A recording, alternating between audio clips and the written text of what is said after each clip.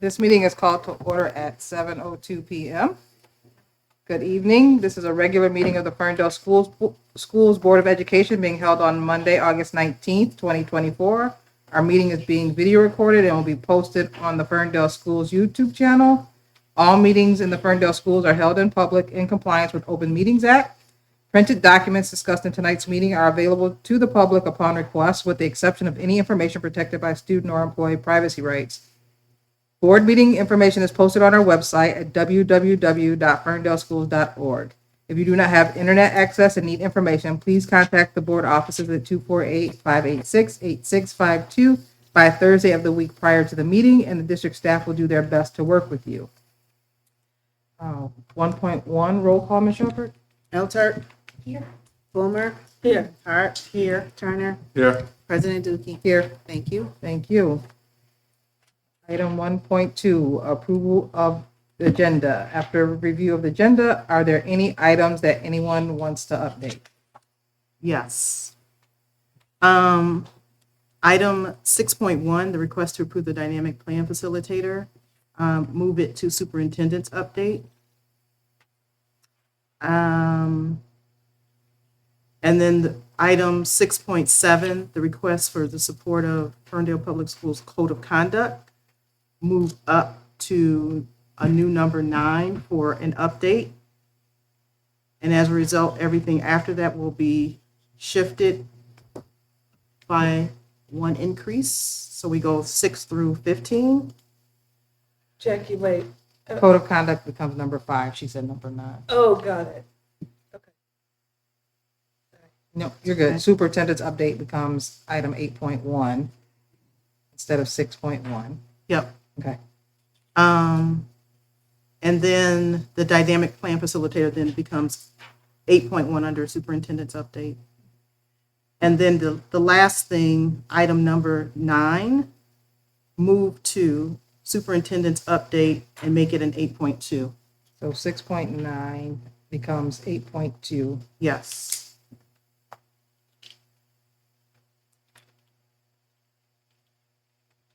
I'm going to repeat them one more time. 6.1 becomes 8.1. 6.7 becomes number 5, which makes everything else below it increase 1. And then 6.9 becomes 8.2. Yes.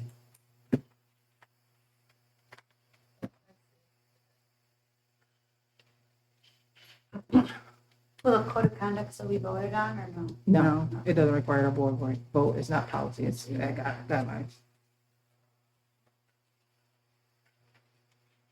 Okay. Other than these changes, does anyone have any additional changes to the agenda?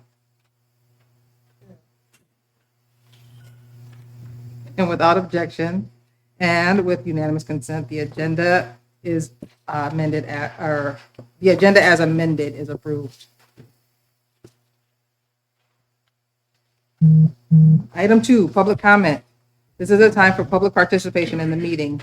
The Board of Education intends for the public to have many opportunities to address the board and administration of their school district. These include phone calls, face-to-face meetings, community gatherings, public hearings, and other public meetings. We welcome individual and group input into the important issues that confront our schools. As noted at the top of the agenda, this is a meeting of the school board open to the public. We want to provide fair and impartial guidelines for participation as required by the Open Meetings Act, and to encourage transparency and equal treatment for everyone in attendance. We also recognize that an effective meeting facilitates better decisions, promotes openness by allowing more people to stay for the full length of the meeting. To meet these goals, please note the following. We ask that you identify yourself and list contact information on a comment sheet to help administrators follow up with you on your comment. If you do not wish to do so in writing, please identify yourself at the podium, and if you need a response, please provide contact information with an administrator after the meeting. I will call on the people who have completed a comment sheet first. Each person will have one opportunity to address the board for up to 3 minutes. Comments or questions should be directed to the board president. Vice President Fulmer will raise her hand when your time is within a few seconds of expiring. This period of public comment is for both non-agenda items and issues on the agenda. Public comments will end at the close of this part of the agenda, In the event that the number of people wishing to comment requires longer than 30 minutes, public comment will be temporarily postponed after 30 minutes, and time will be added to the end of the meeting for those who did not get a chance to speak. Complaints about staff should be made outside of board meetings and should follow the applicable board policy. Please contact the superintendent's office if you have any questions regarding this item. The board cannot respond to complaints about employees in public. This is meant to promote fairness to the staff person and the complainant. The Ferndale Public Schools community acts with great civility toward one another. Please help us to maintain that tradition during public comments. Anyone here for public comment?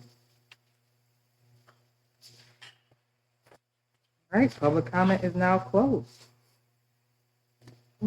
Item 3, summer school update.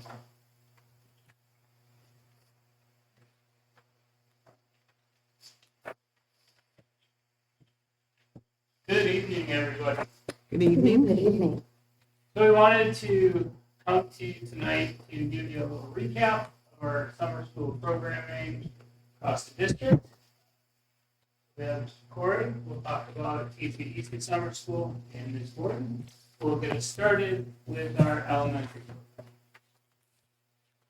Thank you to the cabinet and to the board for having me here to talk a little bit about summer school. Can everybody hear me okay?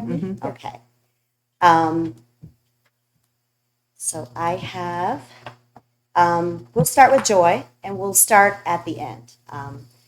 Meaning this was what our students did on the last day of summer school. We had a celebration of learning where each class went through several activities throughout the day, and they started with what we learned or what we loved about summer school. So this is just an example of one of the classes. So just at a glance, I guess you could see that they love math. There's like 2 or 3 students that love math. One set they love being creative. Some kids on other boards really enjoyed just the friendships. So overall, it was a positive experience for our 6-week program. And so just to highlight, it was a 6-week program. It was an 8-hour day. Students arrived at 8 o'clock in the morning for free breakfast, and they departed at 4 o'clock in the afternoon. And so that day was split into 2 parts. They had 4 hours of an academic program and 4 hours of enrichment, AKA camp. We had originally 140 students that enrolled. 100 students walked through our doors, but the overall average was about 85 students that fully participated in the program, and that put us a little bit higher than 79% average attendance rate. We incentivized it a little bit. We offered weekly field trips, and I'll talk about that a little bit later on the next slide. We did some collaborative work with Wayne State University. It was a very community-focused program, especially during our enrichment program, because the students all had a chance to visit the library and spend some time there learning about the resources, learning about how to get a library card, and just a story read aloud with the librarians from the youth department. We also got kids into the community because we went on a walking field trip to smoothie place. We went to Tropical Smoothie. And then there were some local businesses, not necessarily Ferndale, but local businesses that we used to support our enrichment program. And then we made sure that we were communicating regularly with our families, as well as teachers were being communicated with me through weekly newsletters. And that's just an example of following through with the strategic plan of empowering through communication. So every week I made sure that staff was updated on what to expect for the upcoming week by Sunday afternoon. And then I reached out to families, sent out our coordinator to families email, and teachers also communicated regularly with their families. So meaning every week they sent families a newsletter about progress, what to expect, what was coming up. And this is just an example of the Meet the Teacher communication that was sent out by all of the summer school staff members. Okay, so getting into the nuts and bolts of the academic program, students had an hour and a half of English language arts. They had an hour and a half of math. And then the ratio for our students to teacher was really good. In the lower grades, rising first graders, second graders, and rising third graders, it was a 10-to-1 ratio. So kids were definitely supported by their teachers. And then in the upper grades, we were hoping 15-to-1, but with enrollment being a little bit lower, we were able to have about 12 to 13 students for every teacher. There was paraprofessional support. We had the foster grandmothers who are very familiar with our lower elementary students. And when I added rigorous curriculum, the kids were challenged. It was not like they were coming to just hang out and do easy stuff. We really held them to the fire in terms of making sure it was standards based, and that's all from Summer Discovery. They provided us with the curriculum materials, books, worksheets, booklets, everything was provided through Summer Discovery and the Lavinia curriculum program. And now the fun stuff. On our first day, the theme for summer school at the elementary program was the Olympics. I figured if it's the Olympics nationally and internationally, why not? So kids made flags for their country, for their class. We did some STEM, so students were able to get outside and make solar ovens. We did several STEM-based activities. We took a visit to the University of Michigan Environmental Interpretive Center. So they got a chance to just not only be in nature, but got a chance to do some investigative work there. And then there was fun. So we checked out the Martin Park splash pad. That was a hit for our lower kids. I thought maybe it was a little too young for our older kids, but I'm sure they would have loved to have gone. We just didn't make that happen for them. And then there's our wonderful Everett Pine, director of the youth services there at the library. This is the second year that the students have had a chance to visit their local library. And then I forgot to give a shout out for the Belle Isle Nature Center. Of course, it was the weekend that the beach was closed because I wanted the kids to dip their toe in. We weren't swimming, but I was like, we're going to go and dip our toe in. And then I got the notification there's E. coli in the water. So we did not do that. But it was still good. It was still very fun.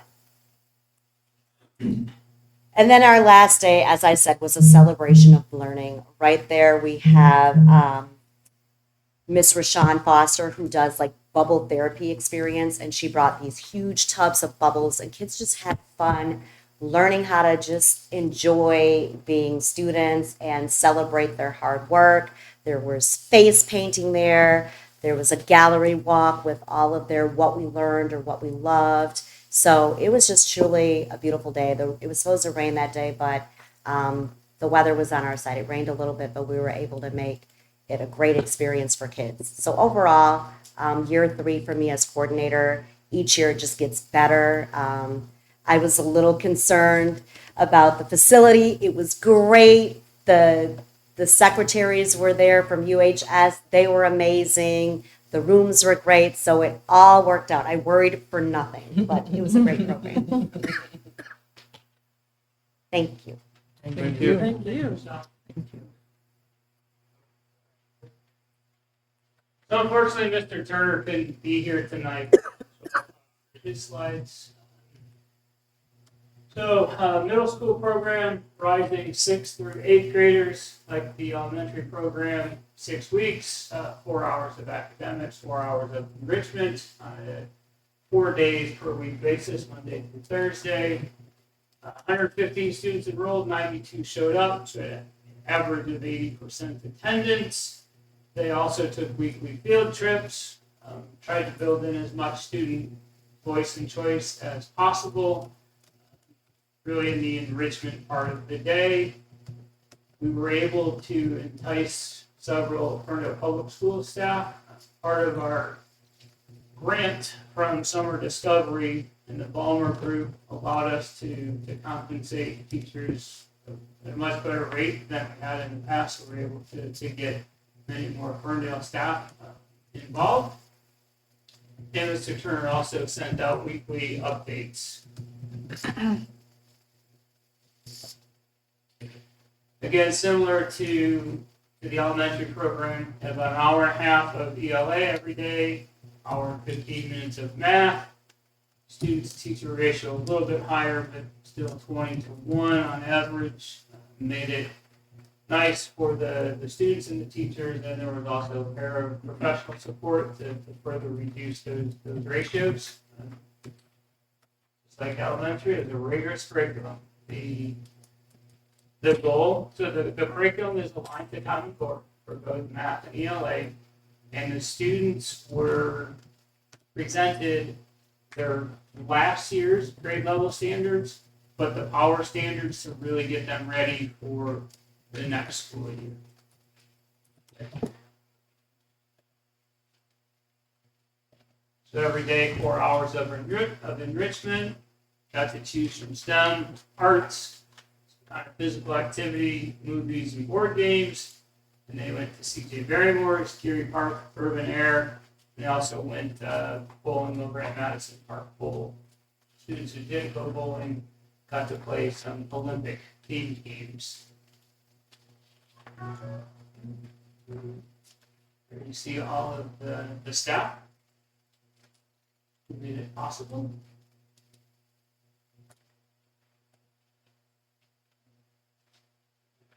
Before we go to FHS, UHS, can I ask a question about the Absolutely. curriculum? And this might be for Ms. Morton. So I'm just curious about what was the teacher's response to the curriculum? Like, it was new, they'd never seen it before. Did they enjoy it? Did they find it rigorous? Just any reactions to the So there curriculum? were mixed reviews. They absolutely loved the math. Okay, And for the English language arts, some of the book selections, they were concerned.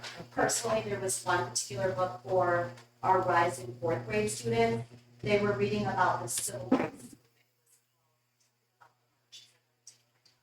But the background knowledge for that kind of content, it was a little bit of a tough push for the kids, and the teachers felt that, so they started to supplement. They looked at the standards, and they started to supplement with other materials that they felt that the students could connect to, because the kids just didn't have that historical context, experience, understanding. So it was a little bit of a, did you find the text to be culturally relevant? it was very much so, and that was the whole purpose of why Ravinia chose that book. Okay. But in reading it, and I heard from fifth grade teachers, they used that book at the end of fifth grade, but it was being presented to rising fourth graders. So it's almost like just Right. not, I'm glad you asked that question. Now we're talking about Ferndale High School and University High School credit recovery. So unlike the K through 8 summer school programs, which were really geared to preparing students for this coming school year, FHS and UHS have what we call a credit recovery program. So students were able to recover credits that they had missed through the school year or years. Ferndale High School had 164 students participate. UHS had 95. Those 164 students at Ferndale High School completed 251 credits across multiple content areas. There were 2 students who went into the summer missing some credits. They were able, one of those was actually able to complete their credits so they could graduate. University High School students completed 102 credits, again, across multiple disciplines, giving us a total of 353 credits across the Ferndale High School and University High School. Part of the program did allow for optional in-school participation the first and last weeks, and Mr. Borkowski had the best attendance. He had the full room both days, or I should say both weeks, not both days. Some challenges that were faced: rising 10th graders needed the most credits to be recovered. Biggest focus moving forward will be supporting those 10th, now rising 11th graders to make sure that they can get back on track and stay on track for graduation. Make sure that we are supporting students and helping them pass during the school year will be a focus this year. And one of the issues that we came up with, and Mr. Corey actually experienced this a little bit during the school year last year, is the program we use, E2020, is an online program. And with AI, we're fighting a battle. In some ways, it's fortunate that the AI bots complete a course in about 30 seconds, so it makes it pretty easy, when students aren't really doing the work. But that is an issue where we did have to audit all of the classes that had been completed through the summer to make sure that students were really doing the work and, more importantly, learning the content. Can I guess just so we can clarify, when we're saying like rising 10th, that's a 10th grader going into 11th or No, 9th sorry, going into so 10th? rising 10th means you're going into 10th grade this school year coming. Okay, So this means ninth graders. Correct. Now, Yeah. Last year's 9th graders. so I'm sorry, just to clarify, Yeah. there's you had the most rising 10th graders, but the biggest focus is rising 11th graders. Yeah, sorry, so I apologize. That's okay. Yeah, so I think what Ms. Castle was alluding to here is the 10th graders, obviously, we don't want anybody to be behind, but the rising 11th graders have 1 Yeah. year left That's to get all of their credits caught up. Hmm. So that's why she's suggesting a focus on those soon-to-be 11th graders.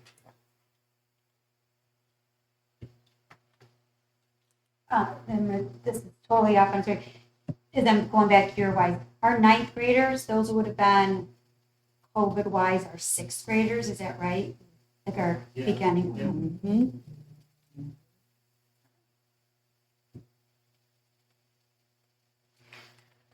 Mr. Mays, this seems like a lot of students doing credit recovery. I'm guessing this is a percentage of students that needed it. Do you have any sense? I don't need exact numbers, but like back of the envelope, did like 75 take advantage of it, 50? I would say between 50 and 75% of the students who needed it got at least one of the credits. I will dig into that number and come back at the committee of the whole. Yeah, it's just year over year, less like what's the exact number for this year, but just as a district, kind of to Sarah's point also, but like post-COVID, what are the trends? What are you noticing? Sure. That kind of thing. Okay.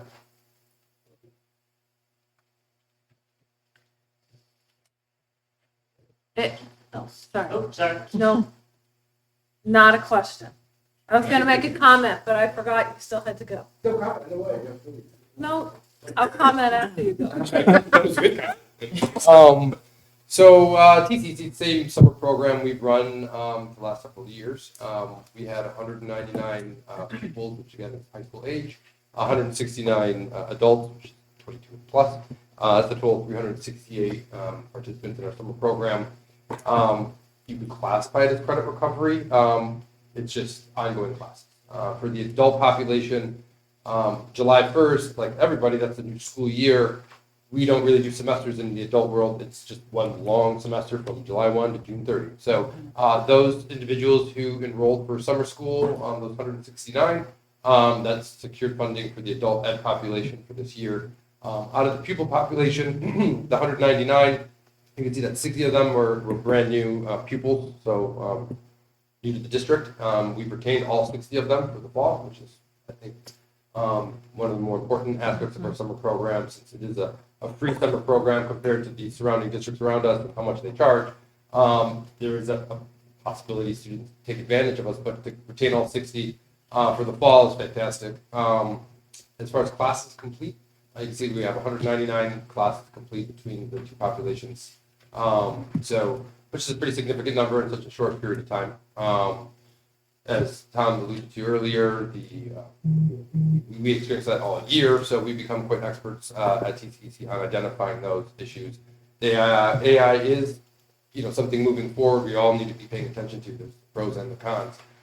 More so though, the AI, like Tom mentioned, is very easy to identify because it's a computer and it just doesn't know how to go slow. It just boom done. It's the other components in today's world, like the Quizlets and Schoology, those types of websites. The Quizlet, they have an app now on their phone where you can just hold your phone with the camera up to the screen, and it'll highlight the answers for you. That's much trickier to determine, and detect, because again, the student is still taking their time through. So when you look at their pacing, it's a lot slower pace, but again, looking at their percentages and things like that. So how to identify those. We have some strategies. Is this recorded online? I don't want to give away all of our inside secrets, but It is there's- recorded. It is recorded online. We'll discuss that privately amongst Okay. us off camera, so they'll know some of the things that we can do, like the Trojan horse model. So these are things that we have taken advantage of, and so it wasn't really an issue for this summer. And the 3 teachers we had leading the way. Standard, a little above average as far as our courses complete and our 7 graduates. That's typically where we are, a little bit above average. I wouldn't brag and say too much, but so on par with where we normally are. Comment? Thanks, Carl. Thank you. Thank you. Okay, so now I just want to say thank you to you, to your teams, anyone involved in summer school. It's a Herculean task, and you get almost no break from the academic year, and then you jump into summer school, and then you take a breath, and now you're back into the academic year without any break. It's like 10 years ago, the New York Times did a huge longitudinal study about the learning loss over the summer and what it means for kids to have enrichment programs, especially kids whose summers are not about enrichment programs. So as I'm listening to your report, like that New York Times article, it's going through my head, and I'm thinking about the commitment of you all to make sure that this 400 kids and learners had something substantial to do this summer, and how it will help them going forward, especially in this post-COVID reality. So I'm just incredibly grateful.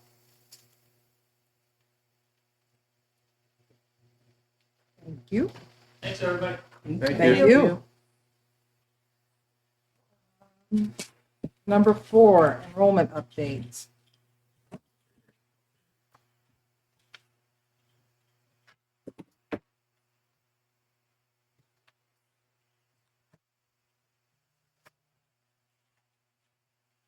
Good evening. Good evening. So I'd just like to give an update from our time together in committee of the whole, changes that have made since then, and also explain some of the questions that have been asked. So just for the record, our district enrollment is strong for the 2024-25 school year.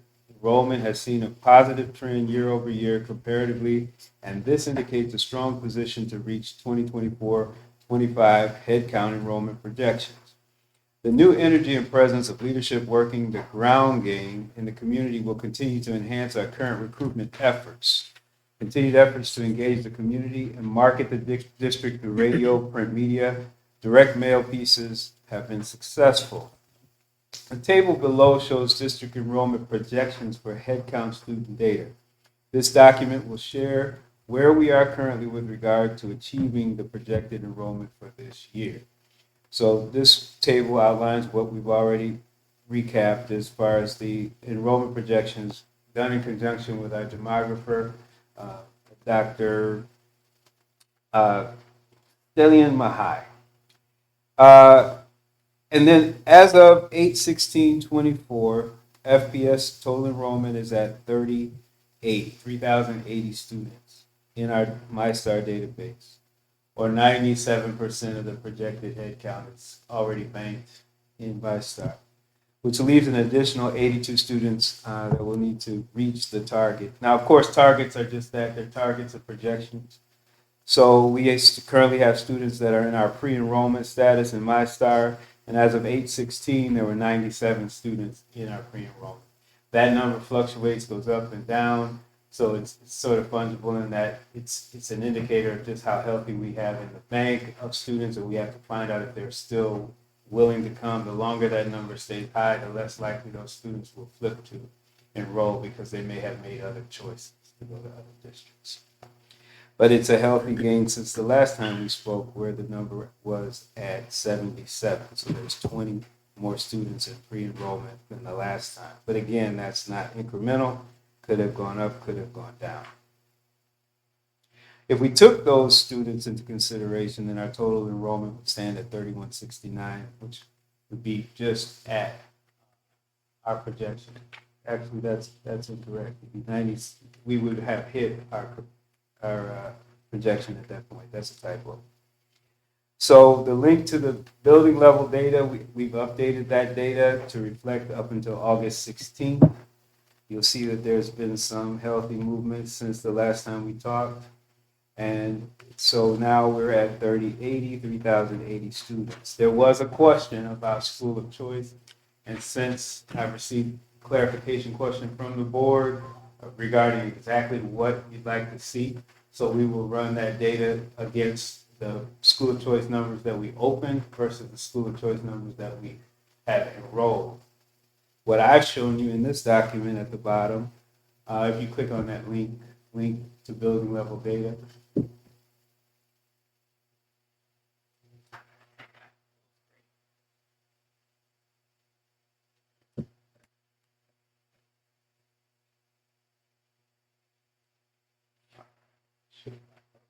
It just went into, I got a bunch of windows.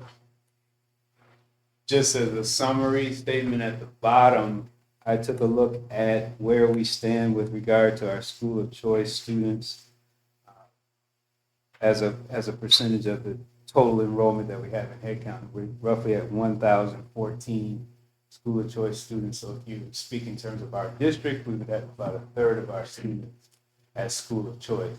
That number, I have all the details. I can attach that as well to break it down by grade, by building, so you can see where our school of choice numbers hit. I will also, as part of that, follow up to the question that was asked, take out TCEs, well, take out UHS and see where our numbers stand, because if you think about it, UHS is one large chunk of that 1,014 students. So where would we be in absence of that program having a unique school of choice dynamic? So I wanted to give that update and wanted to let you know that based on the question we received from the board, we will make those reports available regarding school of choice as we stand to the approved spots that you all have approved this year.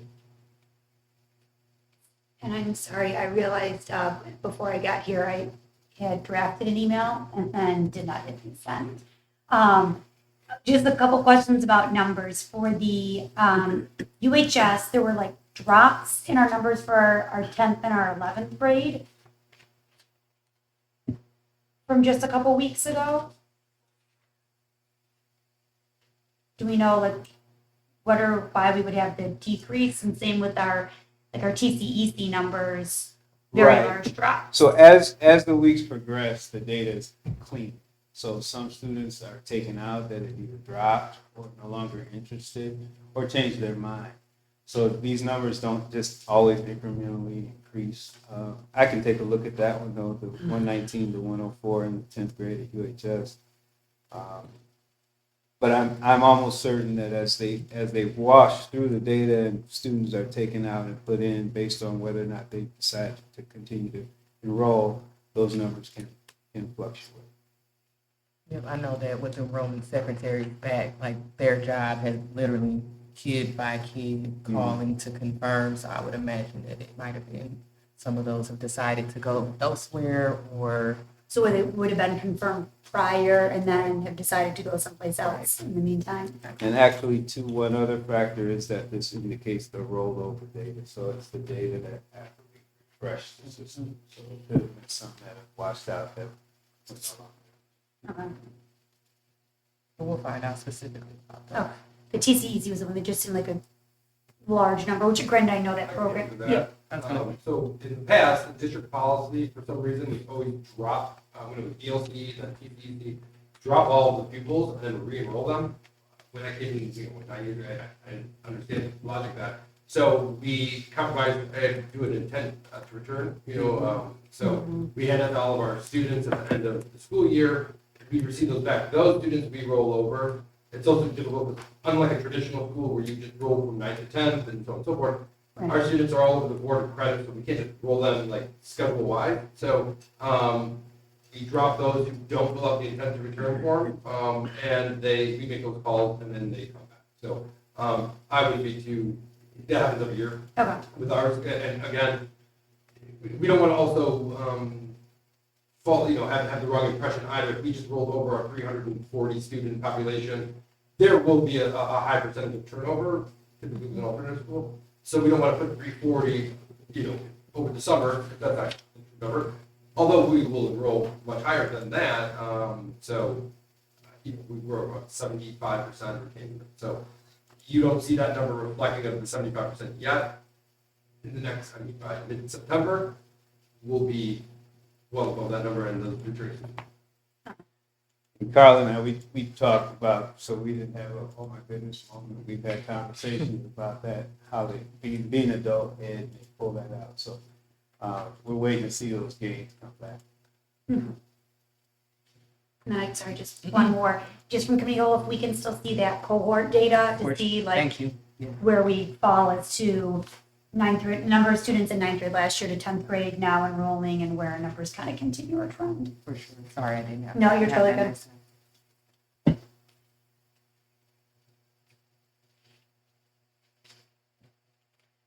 So that concludes my presentation today regarding the status of our enrollment at this time. Are there any questions from the board? Thank you. Thank you. Thank you. Brings us to item 5, Code of Conduct.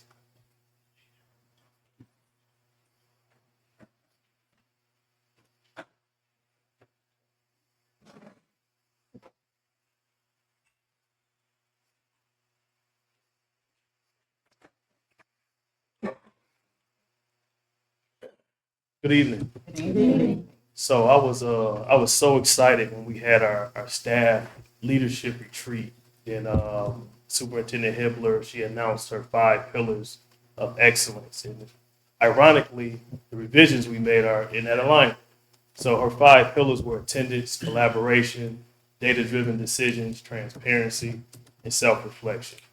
And I think the revisions we made, you will see and help facilitate all of these pillars of excellence that Superintendent Hibbler wants to focus on for the school year. As you see, the first one, school attendance, which is on page 10, and we can push out the PDFs for board members so you can go over if you would like to see it at your own leisure. But on page 10, we have more detailed language for school attendance in the revisions. All right, student attendance expectations. We had the effects and consequences of irregular attendance. Excused absence defined. Chronic absenteeism defined as well. Levels of chronic absenteeism. As we all know, our district is suffering from chronic absenteeism, but not only our district, but nationally. I think most parents don't know the difference between truancy and chronic absenteeism. Truancy is unexcused absences versus chronic absenteeism, which is all your absences, excused, unexcused, suspensions, etc. Our school attendance team, it labels the function of our school attendance team. Every school should have a school attendance team, okay? Evaluates data for the school as well as individual students and promotes strategies to improve school-wide progress and student attendance. Also, we have interventions and support for students that suffer from chronic absenteeism and truancy. The segment, the part of school attendance is just way more detailed, okay? On page 18, we implemented strong language for search and seizures. We have it obviously in our board policy, but it was never in the student code of conduct. Implementation of language regarding search and seizures, the difference between individualized student searches which you have to have reasonable suspicion. So it highlights that what reasonable suspicion is and what it is not. Okay, as well as locker and desk searches. As we know, anything that the board owns, we do not need to notify, or we don't need reasonable suspicion to search.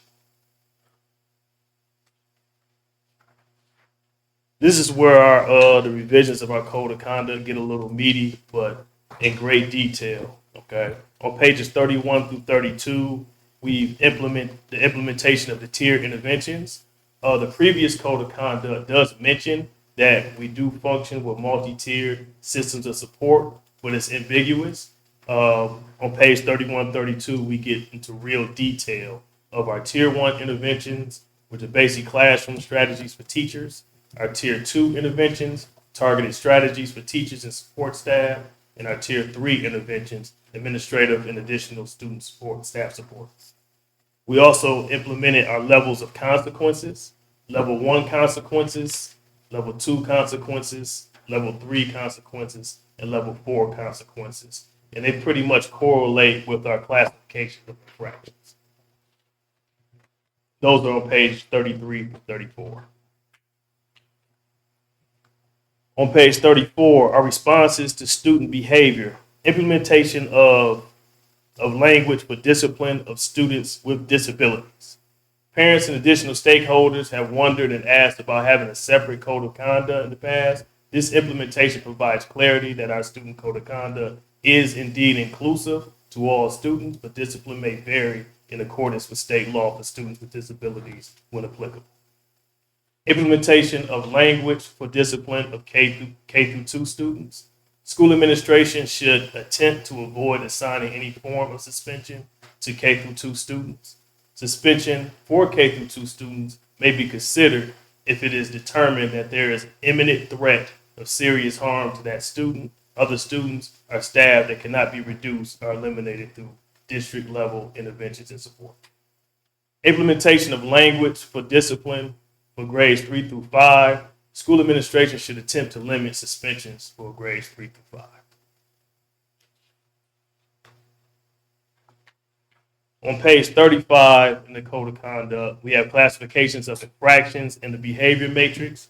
Level 1 infractions are listed, intervention, support, and disciplinary actions for level 1 infractions. You go down to level 2, 3, and 4. I want to highlight that we're focusing more on interventions and support rather than consequences, okay? So, the best thing that I like about is just the RP and restorative practices. I believe the way that we have set up the revisions for our code of conduct, it really, really assures that we're being restored. It really, really assures that we have personnel assigned to the interventions that we say we have. Resources highlighted, functions listed, and personnel assigned. That's a big thing for our code of conduct. We highlight our MTSS team. Right now, we don't have it to fidelity. With the code of conduct, it's necessary before us to move forward with certain interventions and supports or even consequences. That's going to be, we're going to have to take that flight. SAT team, which is Student Achievement Team. Southeast Coalition, which is one of our partners. Communities and Schools, Youth Assistance, our RP coach, which is new, behavioral interventionist, school counselor, school social worker.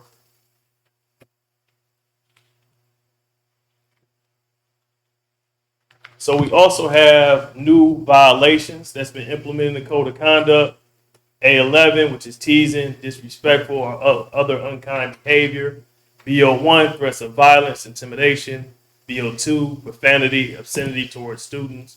BO3, profanity, obscenity towards staff.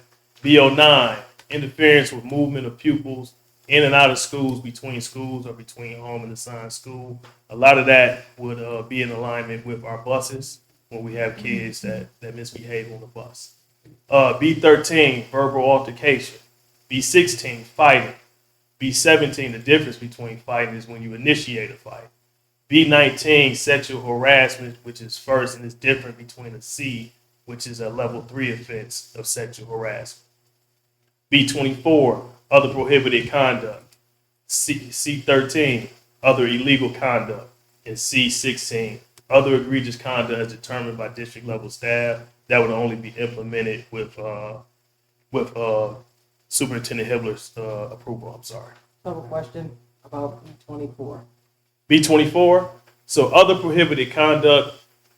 Obviously, I'm gonna give you an example. We had an issue at a particular school, and the kid was urinating. Okay, on the staff.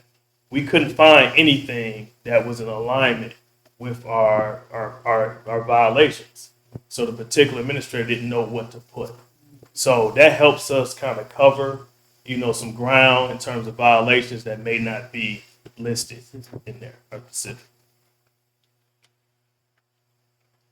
So that's pretty much it. Again, we can push out the drafts to you so you can see it and you can review it at your own leisure. Anybody have any questions, concerns? Everyone turned to look at me. Now you understand. First, thank you to you for leading this effort, for getting stakeholder input. It's a very long document, and so my question is not about the specifics of the document, but about implementation. And maybe you're not there yet, but for me, it seemed like one of the things we encountered last year was there was a code of conduct, but it wasn't actualized in all the places it needed to be actualized. So if you've gotten to that step, it would be great to hear just what the implementation plans are. Okay. So one is 12 pages longer than it was previous. The last code of conduct was 41 pages. It was also long. Yeah. Yeah. I'm sorry. A little long. I would say this: we're building up our capacity for restorative practices with our staff. Okay, so we have a plan to do that. That is the catalyst for everything that we're talking about right now. And I would say that the provisions that we have in place that are collaborative, that are data driven, that that we talk about with the 5 pillars of excellence that Superintendent Hibbler has, I think it forces us to facilitate the things that we say we're trying to do. So, for example, if a kid gets suspended or gets in trouble for vaping or having a controlled substance, we have Southeast Coalition in our building. We need to utilize it, right? So when a kid gets in trouble, we know we need to find out, why is this kid vaping? Why is this kid smoking? Southeast Coalition can help us as well. We have parent conference. We have a plan when this kid comes back in. We have restorative agreement. And we have things in place to help support this kid. And if it doesn't address the behavior, then we also still have suspension if that administrator deems it, necessary. So, but we have things in place where we have to abide by. I think having MTSS, because we have to have it. Right. We have to look at data. For me, RP coaches, which we know is a new position in the district anyway, that I'm leading, they're going to be doing monthly data or conducting data analysis, where we're going to look at academics, we're going to look at attendance, we're going to look at behavior, we're going to see how we can improve these and come up with strategies and meet with the admin and et cetera. So I think MTSS, of course, I have to get with Tawanya because she's leading MTSS. Mm-hmm. So we need to come up with how regularly they're meeting, how regularly the school attendance team is meeting. I think that's another thing too, establishing a school attendance team as well. So. And if I could chime in too, just a little bit, I think another thing that we saw last year with the lack of awareness with the code of conduct was also when you did see the code of conduct, there were a number of items that were not developmentally appropriate to just blanket give a disciplinary action. It just was not representative of our students. So having it where it's a bit more scaled, where we can see like, oh, we should focus on these areas, these infractions for K to 2, 3 to 5, secondary, et cetera. So I think that it both gives the leader a guide, and also as a staff member, I know what to expect if I'm referring a student for a certain, a violation as well. So I think that it kind of captures a couple of those pieces too. Very long. I don't envision anyone reading it cover to cover, but more of a reference, Yeah. right? So all can know. And I mentioned just teachers and leaders, but also parents. They would know what to expect. And I think that's the transparency part of it, where for example, K through 2, and again, we know K through 2, you try your best not to suspend, shouldn't be suspending K through 2. But at the same time, we have a kid that's challenging and we want to know, do they need an IEP? Well, you can't get the data if they're not in class. If you keep removing that child from there, long term, you're not going to be able to service that kid and give them what they need because we have to have data. They have to evaluate the kid. You can't do that for that kid if they're in the classroom, even though they may be a bit challenging.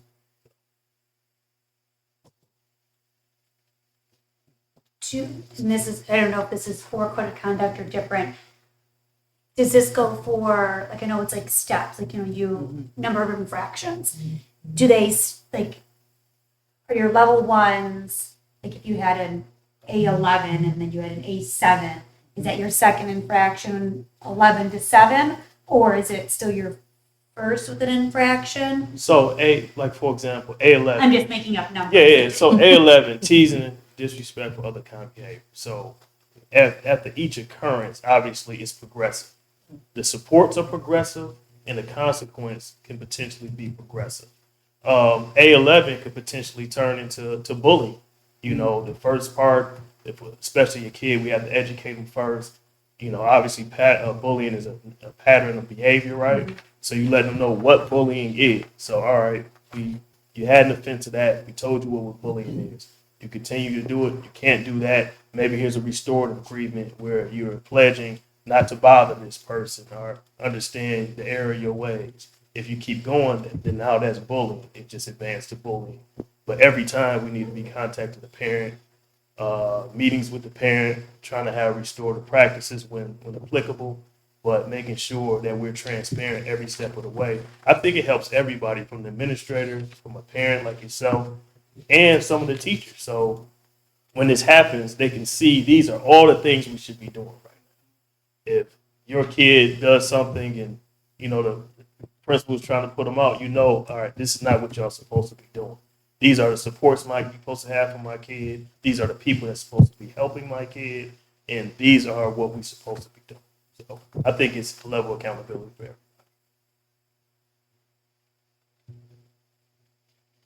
I've got, sorry, I'm thinking through all this stuff, like, okay, so I've got so many in my head, I need to try. So if my student, say, I'm gonna just say A1, failure to follow instructions, they did that, that'd be their first referral to all those steps. A teacher, whoever it was, would talk with me, we'd have that parent meeting and all the interventions that are there. Then if they had a, let's say A3, use of electronics, or no, I'm not gonna pick that one. A6, inappropriate displays of affection.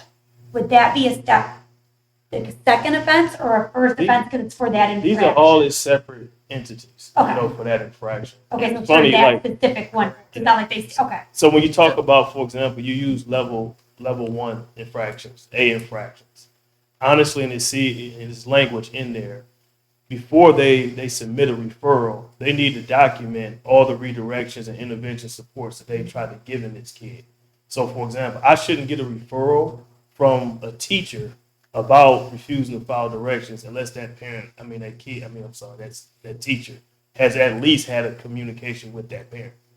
Because as a parent, that's the worst. You don't want to hear from, Katie first, right? Right. Then when you get to a meeting, then you find out that your kid's done 18 things and then you you're wasn't just finding out. communicating. Yep. Yeah, so like I said, it forces our teachers to have some level of communication. It forces our teacher to focus on classroom management, as well. It focuses our administrators to support teachers with classroom management and try to keep, kids in class. Rather than saying, hey, what do we do when this kid act up?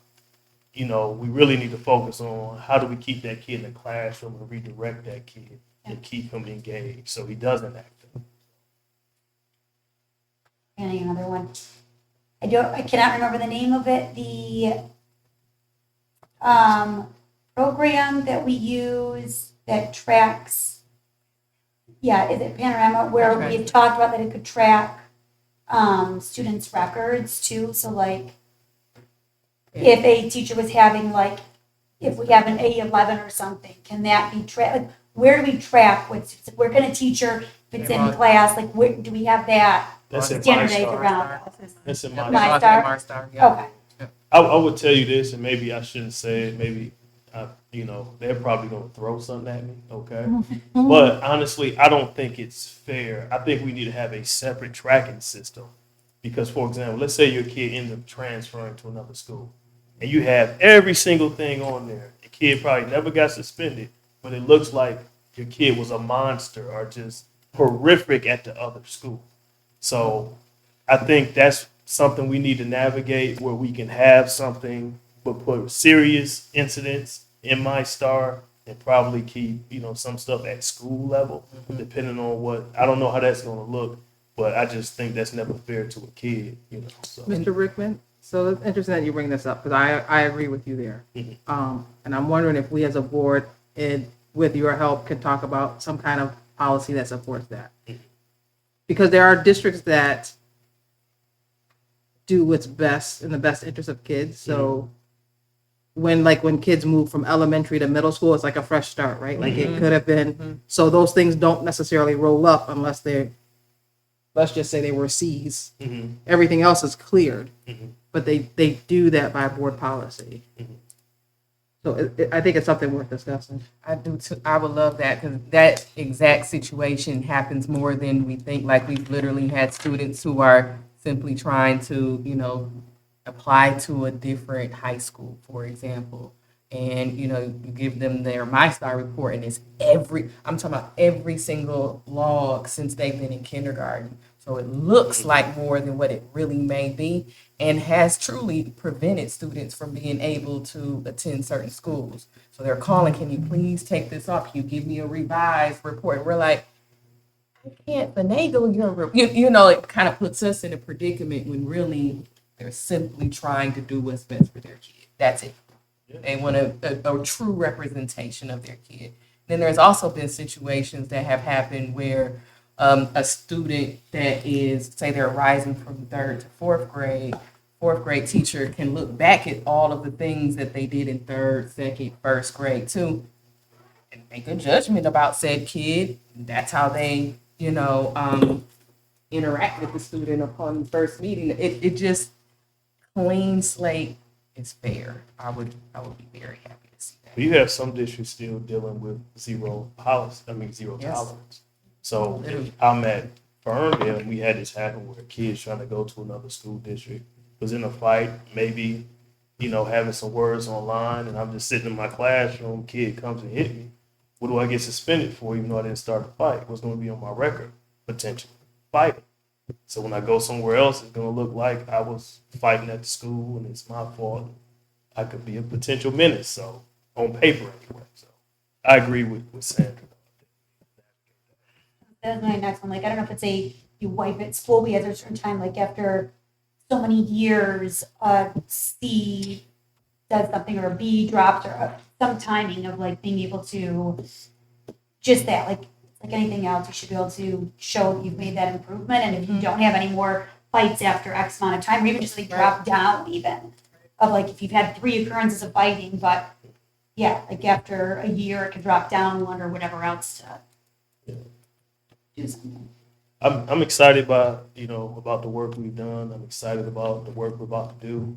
I'm excited for us to try to implement restorative practices to fidelity, and we're gonna try hard to build up all our teachers' capacity, all our staff capacity, and just continue to build connections and deep relationships and try to give every kid a sense of belonging. And that's why I love me being an athletic director, so we can push kids to be a part of sports, extracurricular activities, because we all know that makes it more conducive for them to be successful. Before you sit down, Mr. Rickman, I don't know if there were any more questions. I just wanted to publicly thank you for your work on this. in leading this work in this committee. I think it is very difficult to develop a code of conduct that has student agency and what's right for kids at the center of it. And like, as I look through this new updated code of conduct, I see it all throughout. And I think that it very much so speaks about what is at the root of what Ferndale is and who we are. And I think that we've captured that, the team has captured that in what I see. So I'm just thankful for the work. I'm thankful for slowing down to go fast. There was a time where we were like, we just need a little bit more time to get this right. And it feels like we are much, much closer to where we need to be and where we were around this time last year. So just wanted to publicly thank you. Appreciate it. Thank you all. Sorry, Yes, yes, I'm sorry, you know, Nobody's gonna and stop. it may not be for you. If everything is put in MyStar, are parents able to see their child's, like, when something's been done, like, anything that's been put in the system, do we know? I don't know I don't know if online, it's but you can real always get it printed out. Mine was whether or not, like, if a parent Yeah. wanted to, ours is to say we want to have parents that know what's going on. So mine says how do, both ways, how do parents know, is there a way to check to say, like, So I think that's an administrative decision. Are you asking, is it possible? Yeah. I'm asking, is it, or is it something? Are that you does- asking, is it possible or is it currently happening? Those are two very different questions. Because it's not currently happening. There's Okay. the answer. That's the answer you're looking for. That's All the right. one I was looking for. I hope we get to a point where you don't have to do that. You just, because you've been in conversation with Right. the principal, the teachers, you know everything, and that's the transparency part. So, but hopefully we get to that point. We're gonna keep growing. We're gonna keep fighting a good fight, and we here to fight. We're not actually here to fight. We're Yeah. here to Fight it. support the children. Got it. I do have a panorama question though. Sure. Is it possible to see trends of students with certain levels of consequences? Not consequences, but So I know where you're going, but I think it's unfair to ask for that trend data when no, I'm not necessarily asking for it now. I'm just saying, is it possible? future forward. Yes. Okay. MyStar definitely speaks to panorama. Okay. So, but that specific question you're asking, I need to find out. Like, Okay. with the levels. Only asking because I wonder if we could see how Where the kids are in going. the next maybe 3 years, how the new implemented code of conduct could have improved our trends. Mr. Mays? Can you. I say one thing? No, I'm gonna go sit down. I hope so. Am I? Yes, you are. All right. Yes, you are. You are. Well, I'm gonna say this. So, like, before we can institute this, we have to we got to get with George, obviously, and see one. We got to get all these violations in there. Okay. My start, and you stop me if I'm wrong. Sandra may know better than me. She works at Wayne Reed. I'm not the biggest fan. Like, My Star is great. I don't know if we have the best version of it, okay? Or maybe Mr. we need to Rickman, do better. Let's talk after the meeting. Okay. Well, I was about to say we need to do better with navigating our data. Agreed. I told before I got it, y'all was gonna throw something. No, we're not gonna throw anything at you. We're not gonna throw anything at you. That's all. You might need some MyStar support training. I might know some people that can help. All right, I take that. All right. All right. Have a blessed one. Thank you. I just wanted to say exactly what Camille had said. Just thank you, Mr. Rickman, for all your work. This has been a long time coming. Like you said, we had to go slow to go fast, so I think we're at the right place now with you guiding the ship on this, so thank you for that. And just for awareness for the public, we moved it out of an action item because it's not a board policy, it's an administrative guideline, so therefore we did not have to take any action to approve it tonight. Can I ask then also when, or what the plan is for rolling it out to schools, to staff, and then to families? Tomorrow. Literally. No, I'm serious. Literally, it'll be Mr. Rickman as well as Tawanya Robinson tomorrow. First day, our district PD day, full staff. And then, of course, when we get into buildings, they'll do a little bit more specific of what it will look like in the buildings. But they'll dig a little bit deeper, make sure that they understand everything.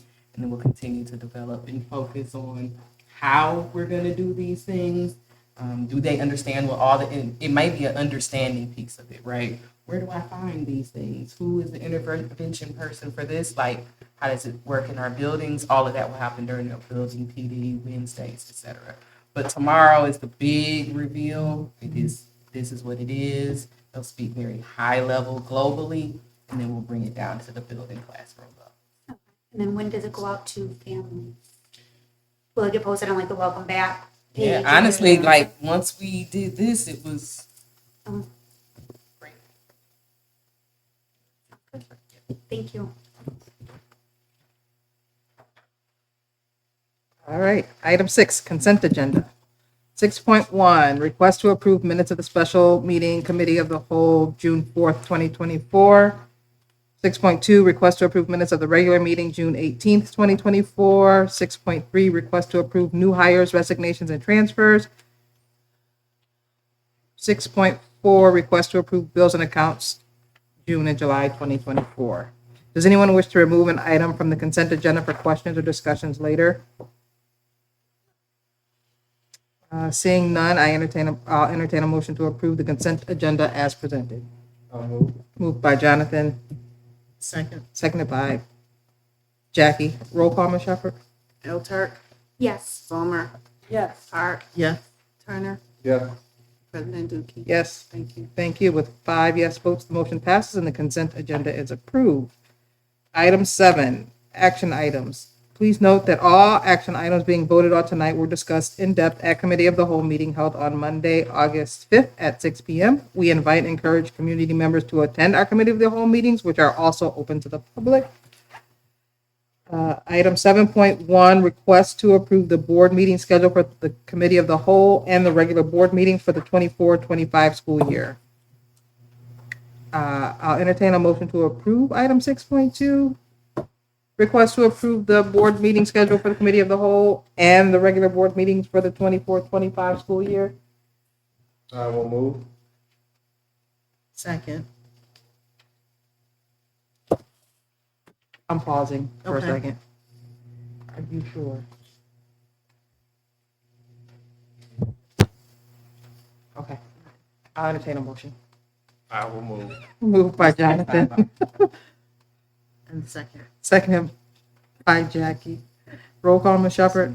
Bowmer, Yes. Hart. Yes. Turner, Yes. Eltert, Yes. President Dookie. Yes. Thank you. Thank you. With 5 yes votes, the motion passes. And item 6.2, the request to approve the board meeting schedule for Committee of the Whole and the regular board meetings of 24-25 school years approved. Just so that you realize the sidebar, there was a possibility that our superintendent and a deputy superintendent had a conflict for the first Committee of the Whole, that they have navigated out the conflict.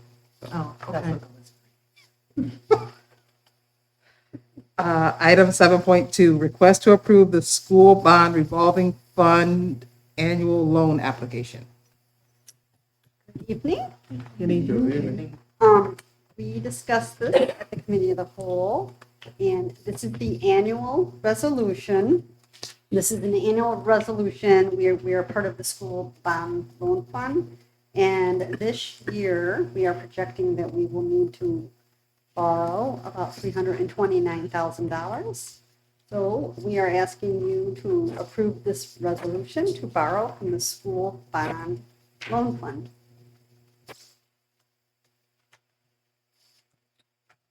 I will entertain a motion to approve item 6.3, request to approve the school bond revolving fund annual loan application. Just clarify, 7.3. 7.2? It's actually 7-2. It's 7.2. You said 6. Oh, sorry, 7.2. I'll move. Moved by Sarah, Also good. seconded by Mary. Any discussion on the motion? Thank you for your diligence. Roll call, Ms. Shepherd? Hart. Yes. Turner, Yes. Eltert, Yes. Bowmer, Yes. President Dookie. Yes. Thank you. Thank you. With 5 yes votes, the motion passes. And item 7.2, request to approve the school bond revolving fund loan application is approved. Item 7.3, request to approve the annual financial resolution.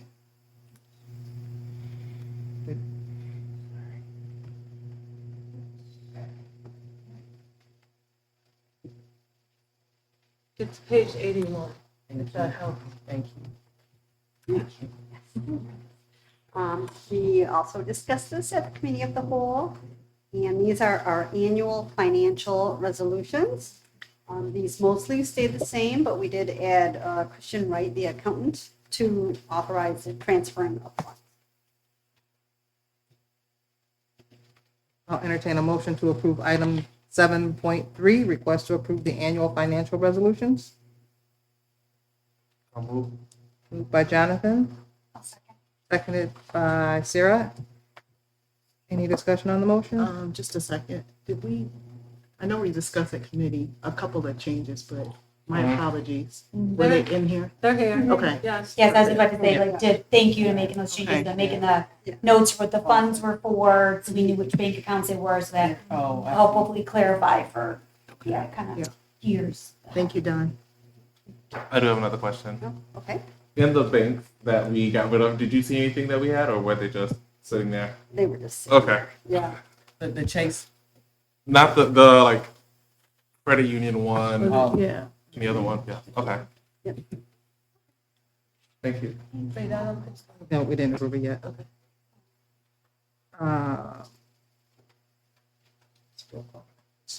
Yeah, roll call, Ms. Shepherd. Turner, Yes.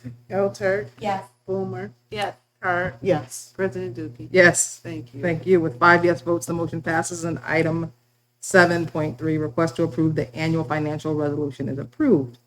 Item 7.4, request to approve the second read of the Title IX policy.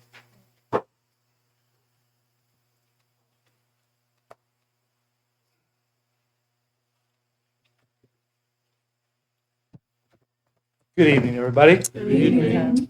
My pleasure to bring to you this evening revised Title IX Policy 2266.01, designed for us, and with our personal changes into it. We worked with Troon Law Firm on this.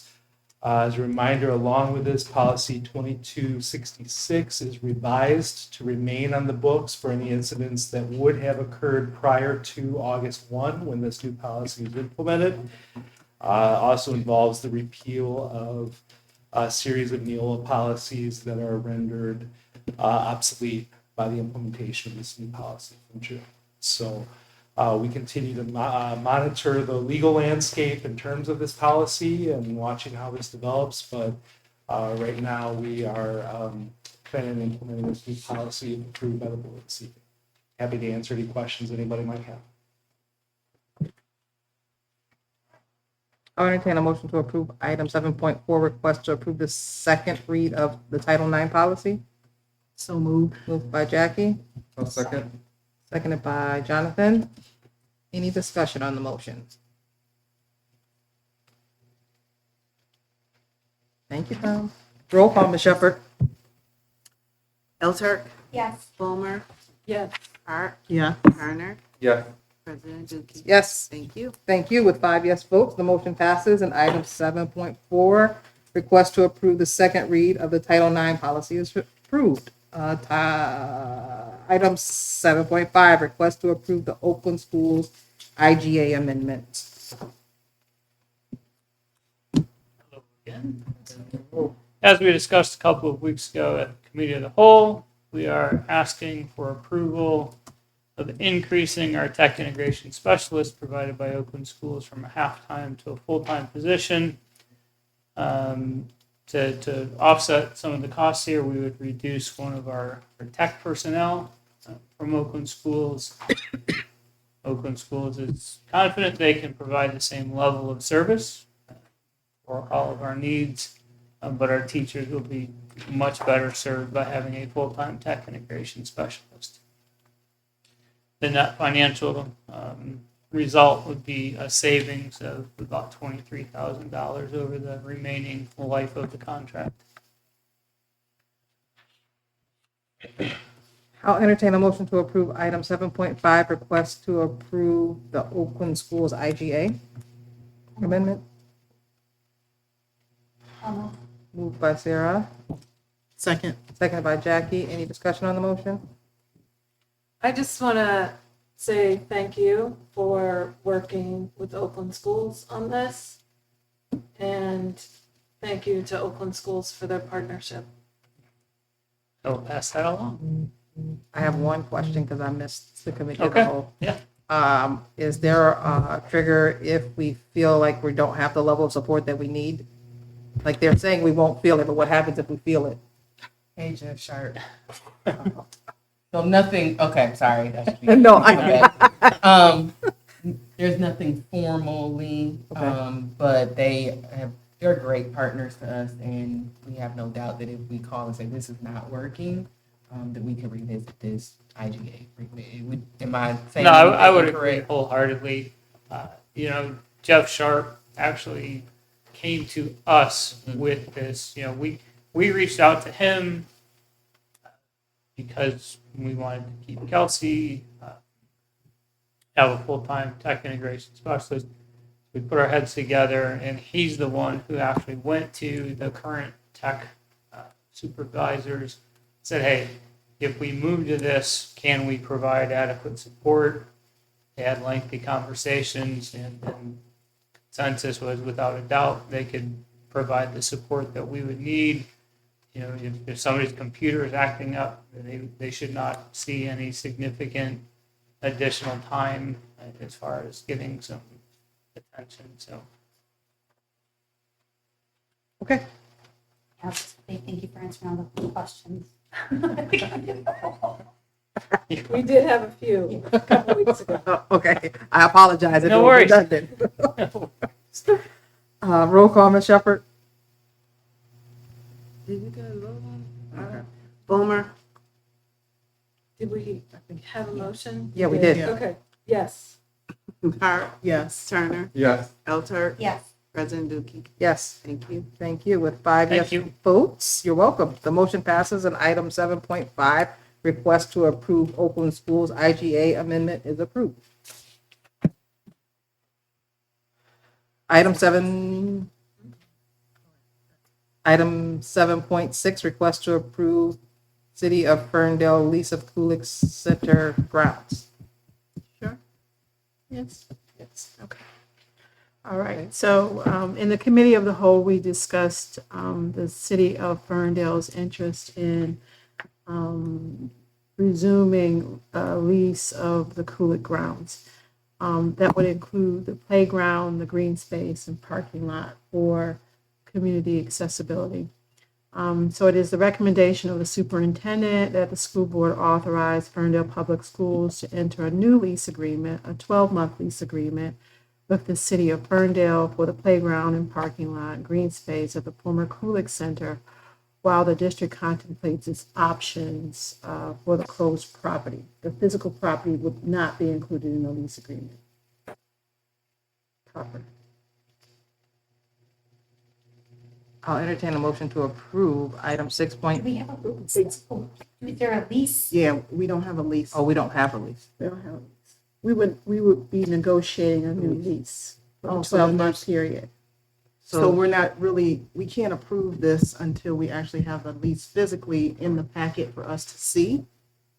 So we can change the wording of this to Okay. say that we would approve you to, we can authorize To you to negotiate. negotiate. All right. So let's amend the motion. Right? So Yeah. we need to, I'll entertain a motion to approve a different item, right? It's a request to authorize district administration. To negotiate a lease New lease. with the city of Ferndale of the Kulik Center ground. You get that? To negotiate a lease with the city of Ferndale of the Kulik Center ground.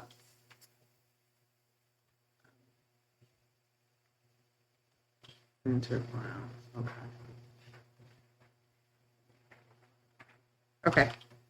I'll entertain a motion to approve item 6.8, a request to authorize administration to. 7.6. 7.6, request to approve. Request to authorize. Yeah, district we got a administration. request to approve to authorize district administration to negotiate a lease with the city of Ferndale of the Kulik Center grounds. Question. Sorry, does there need to be a move to actually amend the name? No. Before you, No, okay, we're amending the motion now. okay. I'll move. Wait, Nope. read it one more time, please. I'm sorry. Request to authorize district administration, no, a request to approve to authorize district administration to negotiate a lease with City of Ferndale of the Kulik Center grounds. It sounds funny. Draft a lease? I mean, we're not really negotiating it. Devise a new lease, renew a lease, lease renewal, because the lease ended June They're 30th. negotiating. Because we are, A lease renewal, okay. Yeah, A lease. But it'll be brought to us for approval. Yeah, once it's- correct. Okay. Sorry. So do we Nope. still need to rephrase that? no. No, Okay. the way you read it, then it's fine. All right, moved by Sarah. I'll second it. Seconded by Jackie. Any discussion on the motion? Roll call, Ms. Shepherd. Hart, Yes. Turner, Yeah. Elter, Yes. Boomer, Yes. President Dookie. Yes. Thank you. Thank you. With 5 yes votes, the motion passes. And item 7.6, the request to approve to authorize district administration to negotiate a lease with the city of Ferndale of the Kulik Center grounds is approved. Item 8, you're welcome. Superintendent's update. Good evening. So I would love to take a moment to talk through the dynamic plan facilitator as was discussed at the committee of the whole. Just to go back just a bit, I am proposing the approval of the use of a dynamic plan facilitator to walk us through our dynamic planning process for this school year. But before we do so, I do think it's very important that we're very clear on what the services are that the facilitator will be able to provide and ensure that it will meet the needs of our community. So before I seek approval, I again would like to just take a moment to go through exactly what is included currently in the current proposal and just talk it over with the board, ensuring with the understanding that the facilitator is more than willing to adjust to meet the needs of our community. So with that understanding, I'll just go to the slide where it kind of unpacks what is included in the costs, and would just love to hear a little bit more about what we're hoping to see, so that I can ensure that it is included in totality in the proposal.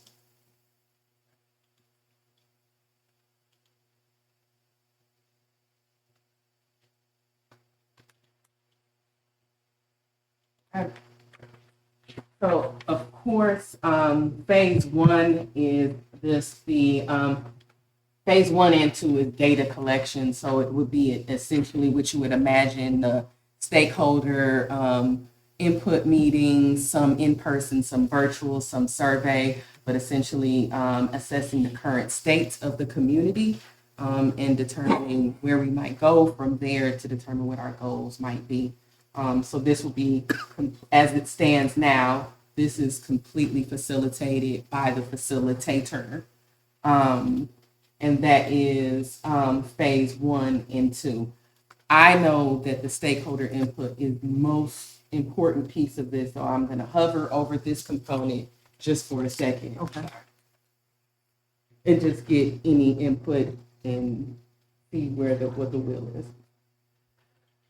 So on the previous page, well, right up there where it says phase 2, right now it says district staff will facilitate the stakeholder data collection. Okay. So we want to make sure that that specifies that the consultant will do that. And If that's truly the agreement.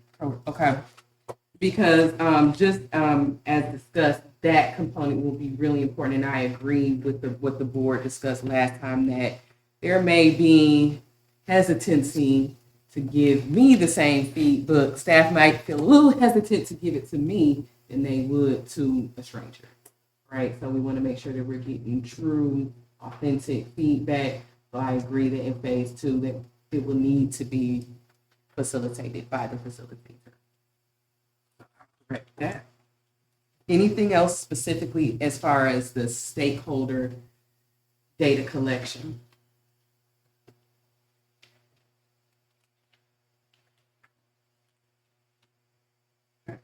I'm sorry, I'm in phase 1 real quick, the outcome data collection. Can you remind me that one more time? So outcome, it would look back at our current strategic plan. Okay.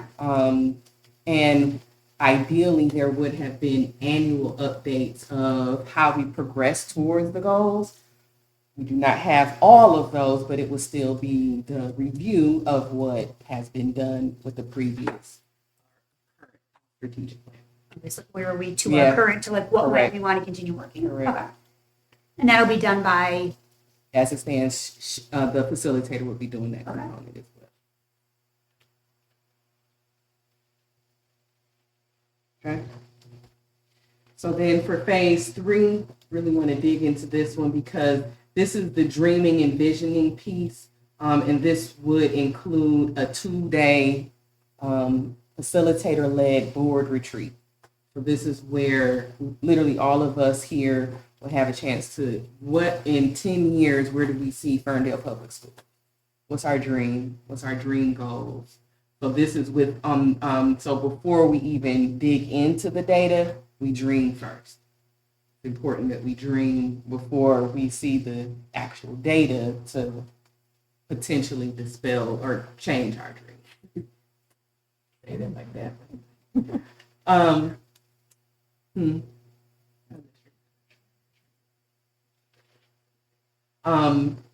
So again, that's the first component is dreaming, then visioning, which would include the review of the data collection. Any thought, even as far as do we need 2 days? A 2-day retreat is a 1-day better. Is 2 days realistic? I saw Jackie shake her head. Do we need 2? I guess if we're just envisioning and throwing out our vision, I don't see us needing 2 days, but maybe there's more to this that it's just not being. So I think 1 is dreaming, and you said 2 or visioning is actually going into the day. Dreaming and visioning is a part of the retreat, but you just dream before you vision. Oh, so we also are going to so it's unpack the like data. a day is like dreaming and then a day is or dreaming and visioning now looking at, okay. And then looking at the data. Okay, then that makes sense, 2 days. And again, for clarification, that's unpacking the data that's collected in phase 2. 2 days, okay. Phase 4, strategy development. So now we've had a chance to take a look at all of our data, all of the stakeholder input. We dreamed, we have a vision, we know essentially at a very, very high level what our goals need to be. Now is the strategy development. So what exactly do our goals need to be?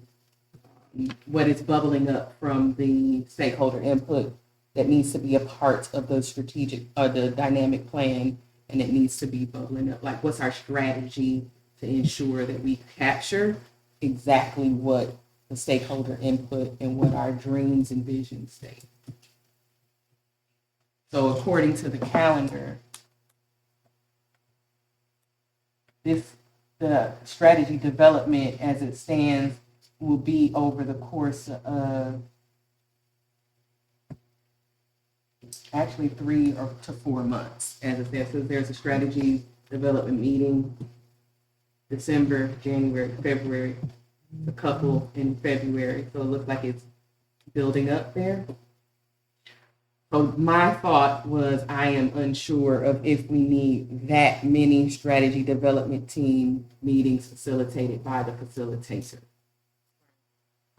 So again, I'm thinking about cost savings for the community. The facilitator does live out of state, so that would include travel. Virtual, in person is much more rich than a virtual setting. So I think that if we are looking at cost savings, that may be an area we might want to think about reducing, and not reducing the development session, but does it need to be facilitated by the facilitator? I'm more than capable. Just a thought. Just a minor typo. Sure. Up above November, just changing it to 24. Oh, mhm. Okay. Yeah.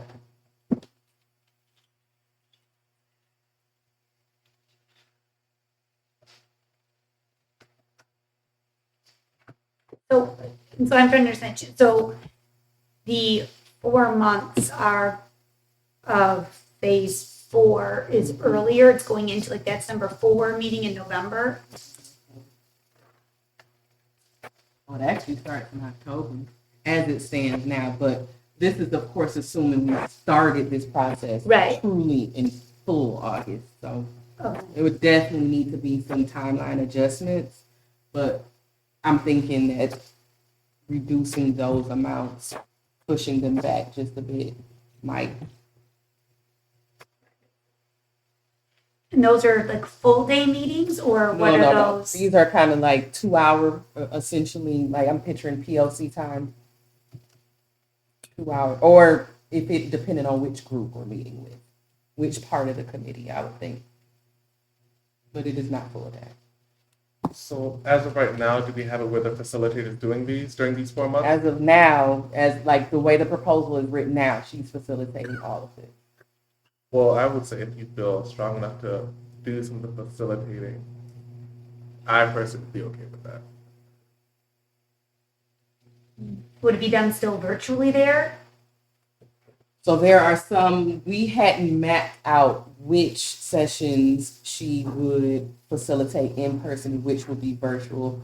As it stands, I believe this proposal speaks of 4 in person, and that also includes those 2 days of the board retreat too. So 2 of these already are per in person. But my thought is that would be necessary.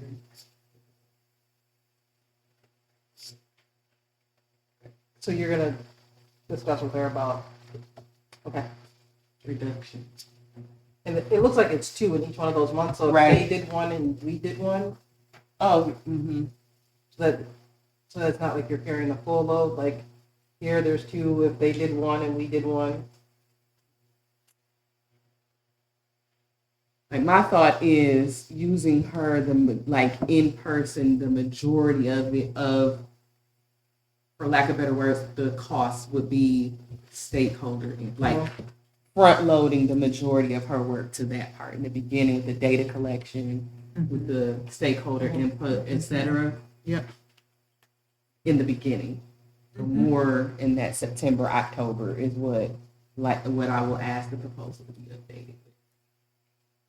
With the board, I'm thinking about the 2-day retreat. Do you think that's something that we could do? Like we just give up one of our Saturdays just so we can, instead of utilizing 2 days worth of her, we could do a morning retreat of dreaming, have lunch, and then do an afternoon retreat of visioning? Yeah, if she can make it work in an 8-hour in And then one we day. can just give that visit to somewhere else? Yep. It might even be possible for us to do pre-work Yeah. that allows us to accelerate what happens in our time together. Or even if she's working with you if she was possibly virtual that day, and then you're really just helping with the facilitating, and then we can really just use her for more important meetings. I'll be honest, from the way that the proposal reads right now, that's where the bulk will be, is travel, is the strategy sessions and things like that. So I think that there's some opportunity to scale back in those places. For sure. I feel like it's one of those where like to have her when the team first meets to get everybody on board, make sure everybody's good and on the same page, and almost like towards an end with a Agreed. conclusion, but like in the middle to be able to allow. Level set. So I can almost even envision, so like right now it says this district strategy. So I can foresee at that stage, phase 6, like when we're at the refinement phase, coming back in. Is there anything else from the proposal that kind of stood out to you? I remember just the whole piece around the dynamic plan, making that as clear as possible, versus it says a lot of strategic plan, and we assume that she's talking about dynamic plan, but ensuring that it's as clear as possible, how this is a living document, making it a dynamic. Is there anything else? We just want to make sure. I think we talked about whether or not she had a referral for you to talk to someone who had worked, like another district that had worked with her. One of the Yeah, just so you can have that conversation, because they also might be able to say, give a recommendation. This happened, this is her skill set, and in retrospect, we wish we would have done X in this area, or something like that. I don't know. I mean, it's a mixed bag. Sometimes when you get those references, you've got someone who's very candid and super helpful, and sometimes not, and you can usually tell. But I think there's always something to be said for doing that diligence.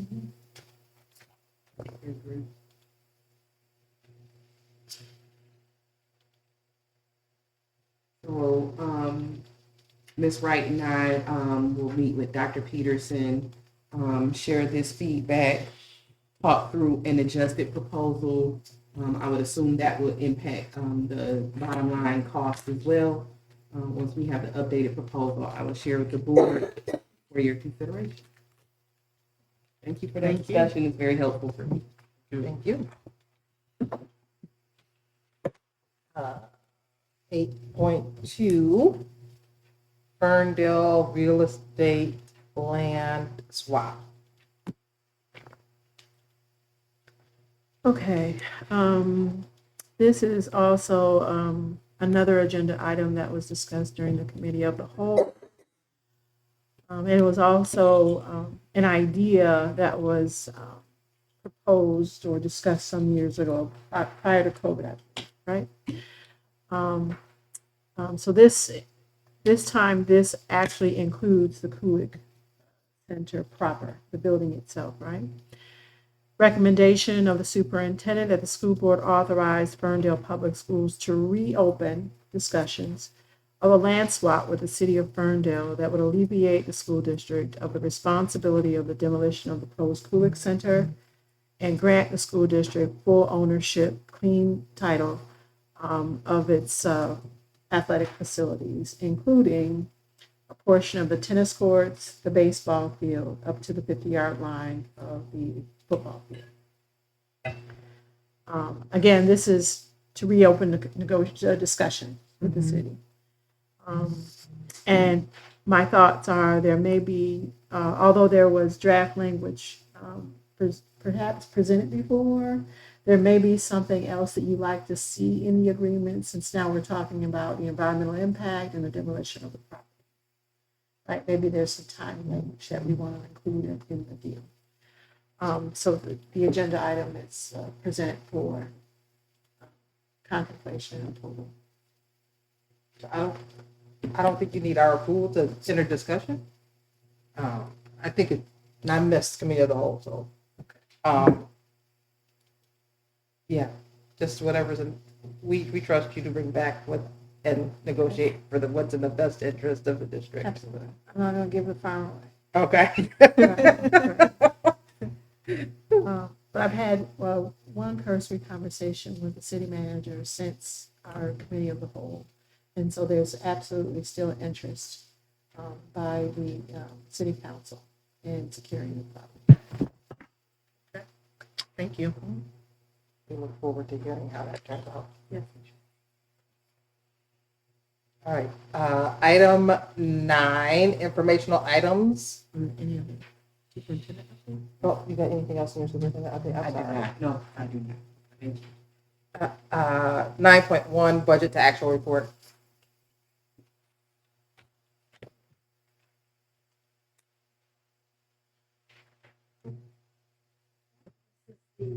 budget to actual report for July 31st, 2024.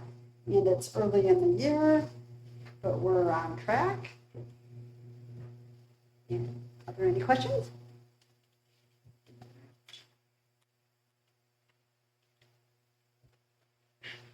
Nope, still early, so. Thank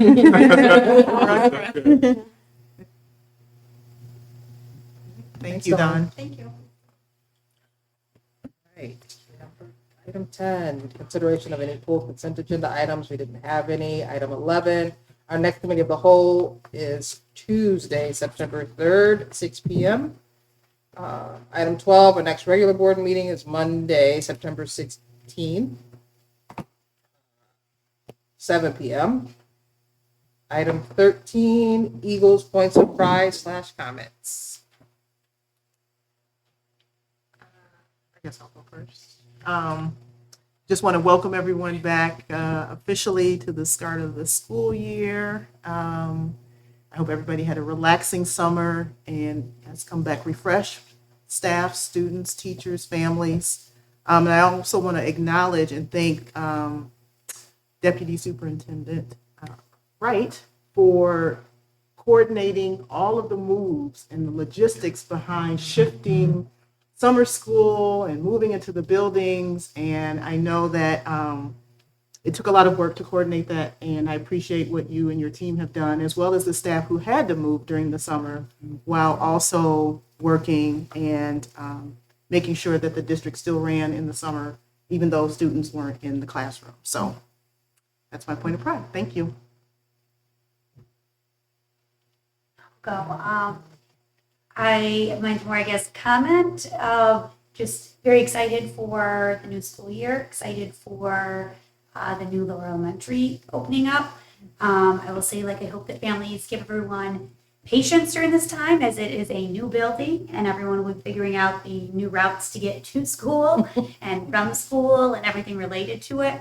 But I know it's a lot of work in the background to make sure, with all the busing and everything else going on, getting the building ready and everything else with it. But definitely looking forward to being able to start that and having that vision come to life within the building. So thank you. I will go next. I'm also just very excited for the school year. We have a lot of plans and ideas that we have been working towards and implementing through your teams that I think we're going to be able to really get our hands dirty this year and be able to do some of the work that we've been hoping for. So I'm just very excited to see our outcomes for our plans this year.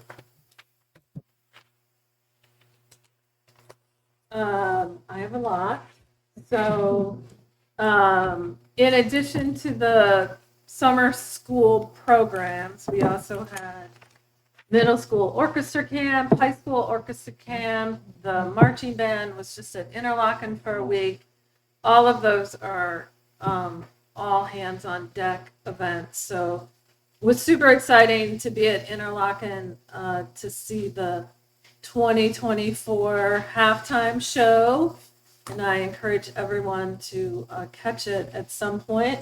I don't know if the boys soccer team won tonight, but they won their first game last week. I want to shout out the superintendent for walking the track with community members this summer and making herself available to the community like that. I want to shout out Ann Perry from Pleasant Ridge for designating last weekend's porch event a fundraiser for the marching band, which brought in like $1,600 or $1,700, which is amazing. I want to mention tomorrow's welcome back event here, not here anymore. Can't point out to the football field. Down at the high school and all the people who are working on that. So it's a super exciting time for the district, and a lot of work goes into these early days. So just grateful to everyone who's putting that time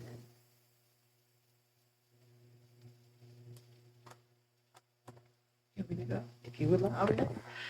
Well, my point of pride is overall the operations team and our work with the teachers. So you're absolutely right. There's a lot of work that goes into school during the summer. You wouldn't believe it. And we're excited that the teachers are back to see some of the work that's been done in their classrooms that they requested. But just a big shout out to student transportation also that's ran summer school transportation and camps and other trips and partnerships with Pleasant Ridge. And then the maintenance team, right? The Mighty Three, that's what I like to call them, is we have 3 maintenance team members who are just getting it done, just one work order at a time. And our custodial staff that pulled out furniture, cleaned carpet, put the furniture back, all that good stuff. So, and just a big shout out for all the hard work that they've done over this. So I would love to, my point of pride is the leadership team at Ferndale Public Schools, which includes the cabinet team, all of the principals, vice principals, all directors. This summer, very few took full vacation. Like very, very few. There would be times I would go into buildings thinking I would be alone. The principal would be there with their light on, just knocking it out, just working and things like that during their vacation to ensure that the schools are properly staffed, cleaned, all things operational are in place. They are ready to go. The amount of time and work that went into next Monday is there are no words. There are no words. And I think that it has made things, while it may feel rocky a lot, I just can see Monday. I know that it's going to be great. And I think that we are incredibly lucky to have the type of educators that will work the way that they work.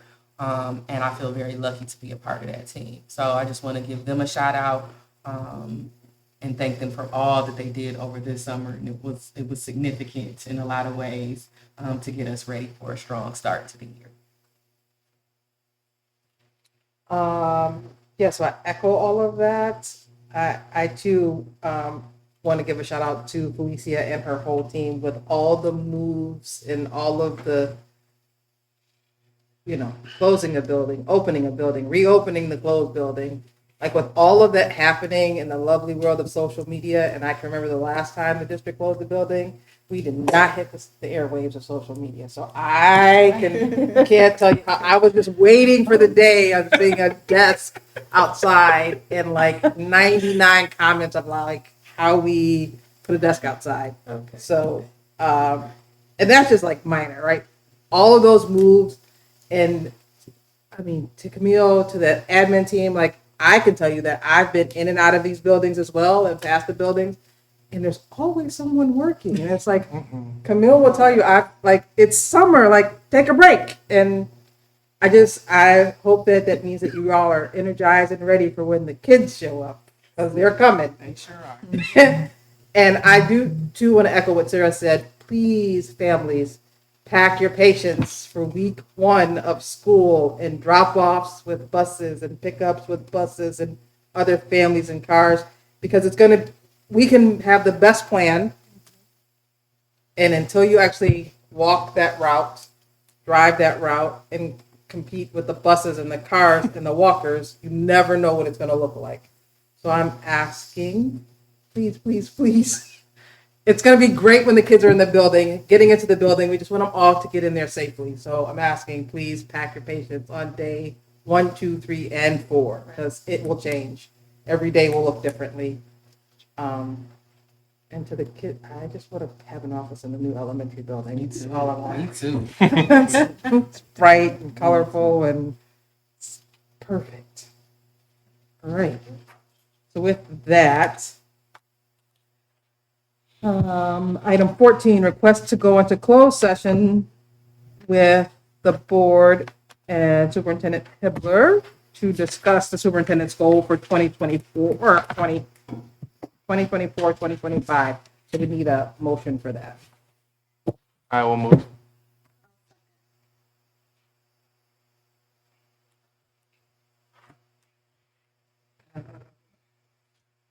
Roll call, Ms. Shepherd. Turner, Yes. Elter, Yes. Ulmer, Yeah. Hart, Yes. President Dookie. Yes, Thank you. thank you. We will go into closed session in what, 5 minutes? 4 minutes? Okay. Okay. 4 minutes. 4 minutes? All right. So at 8:55. Good night, everyone. Right. Good night.